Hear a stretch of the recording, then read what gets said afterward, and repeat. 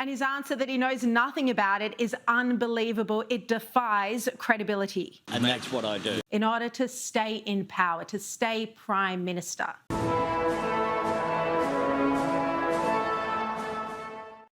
So this is the Greens candidate. Albanese is asking voters to preference after they vote for him. She's number 2 on his how to vote card. It's utterly outrageous. And yet, the Prime Minister claims he has no idea who he's giving his preferences to. I've been travelling in the car, so I'm not. I haven't been advised about. Hannah Thomas. The truth is that Anthony Albanese has misled voters over claims he wouldn't be doing deals with the Greens as the Prime Minister is caught out shopping in Spotlight beside Adam Bandt, who says, "We're looking for the drapery department, please." As they say, well, if you're going to come, you better fill me up. And Australians know that this is true because Bandt has made it plainly clear. Google it, mate.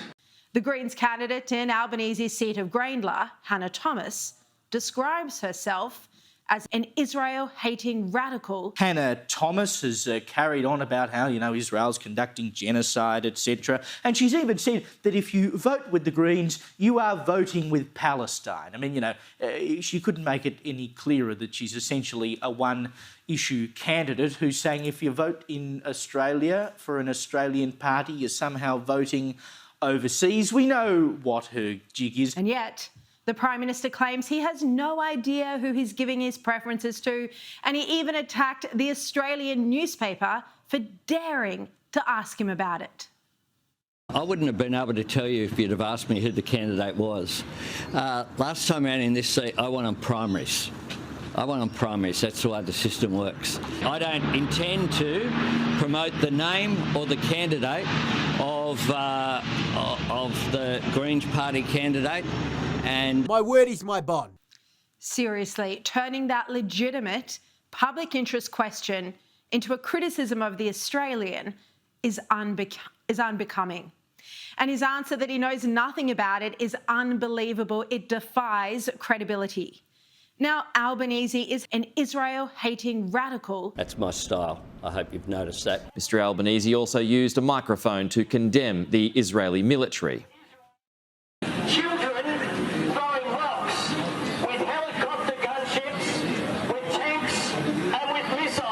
I like fighting the Israeli military. That's what I do. It defies credibility.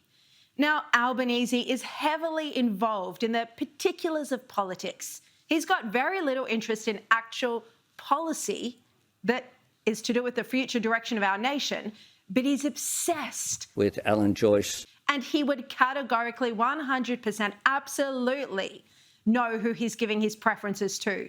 He can't legitimately feign ignorance. I've had demonstrated, I think, my ability to feign ignorance.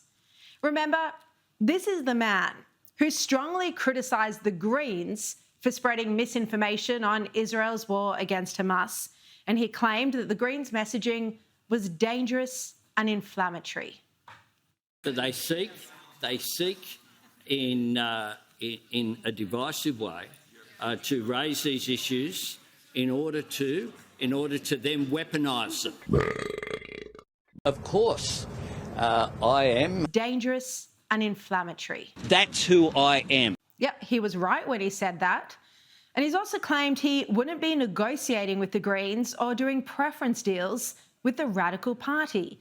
He even made this commitment just last night. The Labor Party will fall over themselves to do a deal with the Greens. That's the reality. It's just you preference them. They preference an untruth put forward by Peter. It's not an untruth. But I had my fingers crossed. So he's trying to distance himself from the Greens, but at the same time, he's directing his constituents to vote for them after putting him as number 1. His words just last night are disingenuous. How can anyone believe him that he won't buddy up and co-govern with the Greens in the case of a hung parliament, which is likely. That's what we've done. I mean, could you make it any clearer that you take the electors of Grayndler for granted by saying... Australians are united on this issue. I mean, please, mate, what does he take us? Well, clearly he does take us for mugs. If A, he expects us to believe that he doesn't know the name of the opposition in his electorate, and, you know, clearly he is backing in a candidate that is a one-issue candidate. I mean, she's made it very clear. Also, she moved here as a foreign student and claims that she lives on unceded land. So, I mean, I don't know. Go back to where you came from, love. You didn't have to come and sit on someone else's land that you think doesn't belong to you, was stolen from them. Maybe it's time that she pack her burqa and go to Afghanistan and talk to the Taliban about this, because clearly when the Labor Party put me up as a candidate, they did their homework. Because it turns out her relationship with Anthony Albanese is a little bit frosty, which makes it even weirder. But on top of that, as I said, you've got a liar in the lodge. And Australians don't like liars, in particular a Prime Minister who over 100 times looked them in the eyes and said... I don't even know her name. There's only two options here, right? Either the Prime Minister is lying or he has no clue at all what's going on, which is pretty much the way he's run the country for the past 3 years. We have an agenda to build on that in our second term. And today I'll make this point. That last time out in this seat, I won on primaries.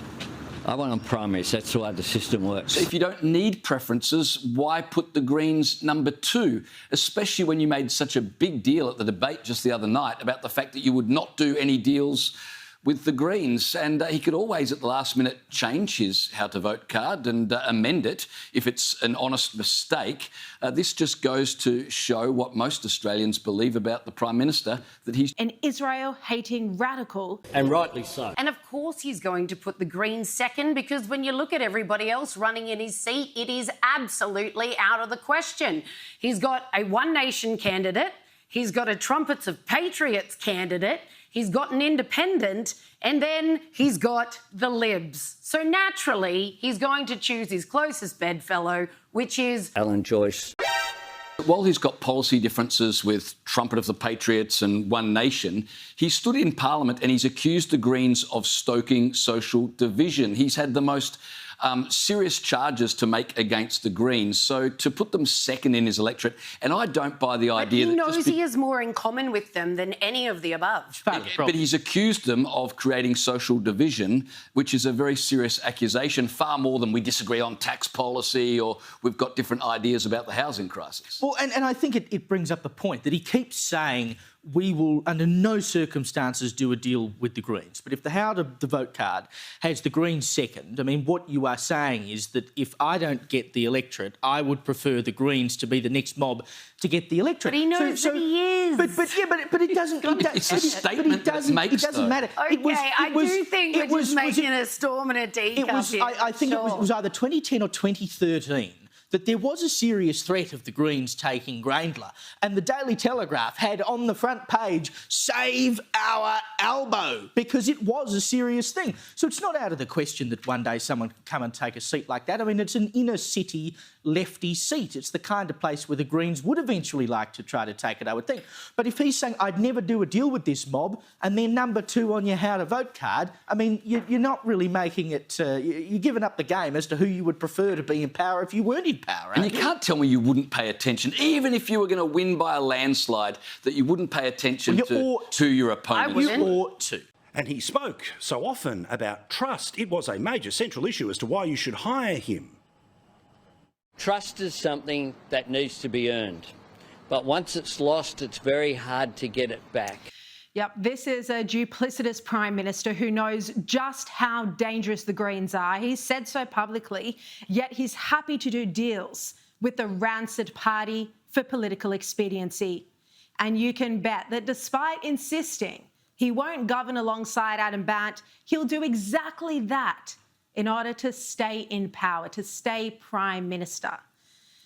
This is exactly what Julia Gillard did when there was a hung parliament in 2010. Bandt is already measuring the curtains in the lodge. and Australians know that this is true. And yet the public keep heading down this path. You keep voting for these ratbags, these idiots. It defies credibility. This is un-Australian, what is happening.